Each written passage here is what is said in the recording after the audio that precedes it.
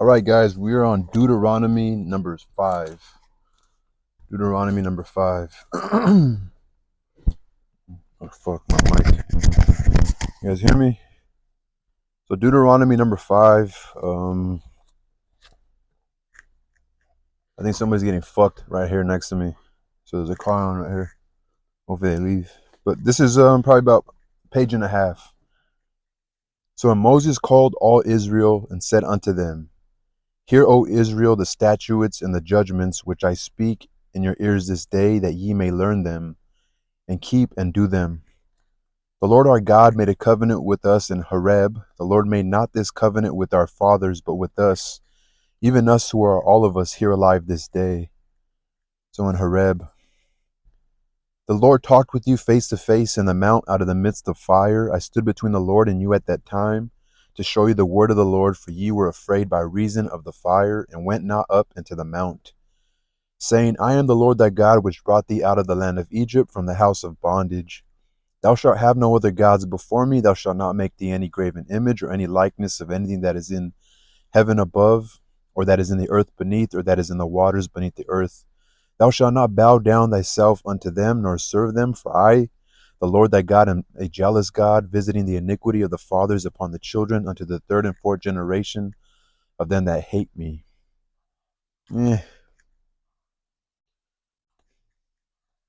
If that were true, that would make it seem as if God had control. Like God would put obstructions in your way. So it's like, why make me if you're going to do this, you know? It doesn't make sense. So, in showing mercy unto thousands of them that love me and keep my commandments, thou shalt not take the name of the Lord thy God in vain, for the Lord will not hold him guiltless that taketh his name in vain.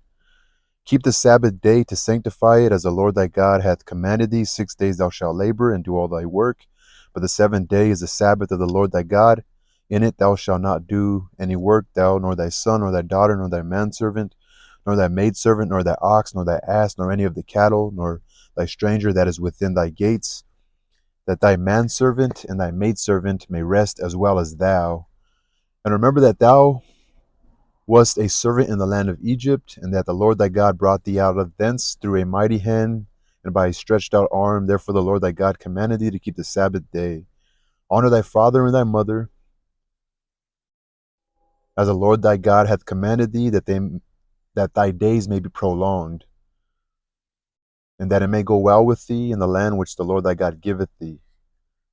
So you can live a long life by respecting the wisdom that your mother and father give you. That seems pretty reasonable and logical. I mean, for the most part, so there's not going to be some other sort of accidental death or some crime committed against you to commit to have your death be a success. Thou shalt not kill, neither shalt thou commit adultery, neither shalt thou steal, neither shalt thou bear false witness against thy neighbor.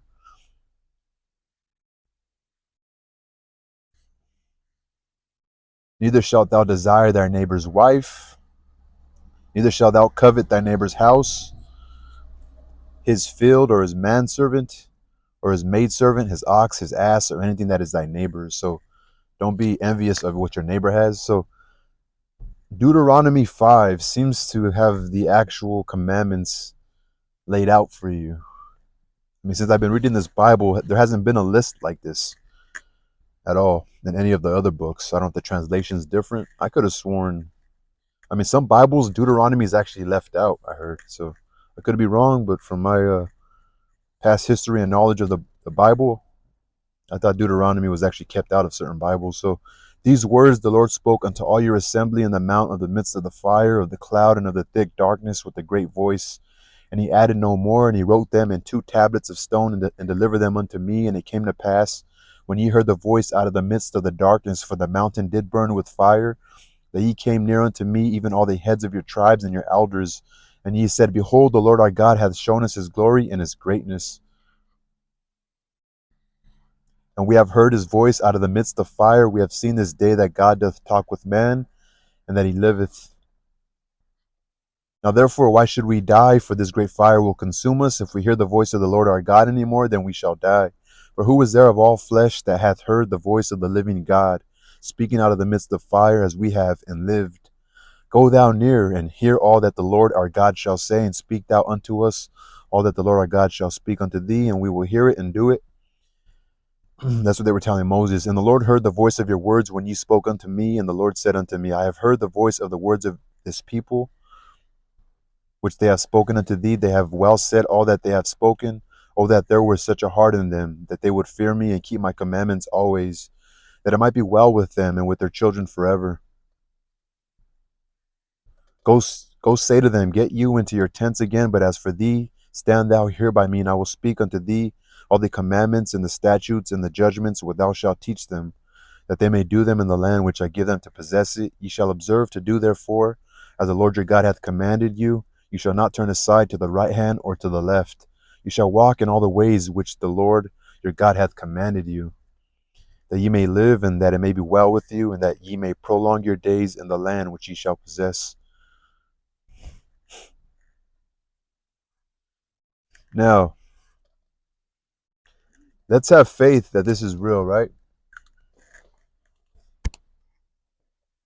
So let's assume this is real, and so it makes sense if you're obedient, if you do right, if you don't harm somebody to make them want to get retaliation of you,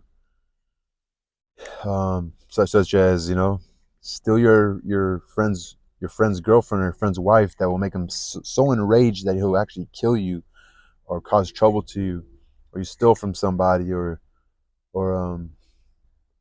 you're always stressed from wanting vain things, so you're gonna die, right? Because stress is gonna kill you. But let's say this is not. So it makes me question, ye may live. So let's say God was man and I don't want to follow it. So what's man gonna do to me? And who's gonna shorten my days? You know, it's a little. I guess all we could really. It's safer to assume that God is real. In a way. So that's Deuteronomy 5. Deuteronomy 5.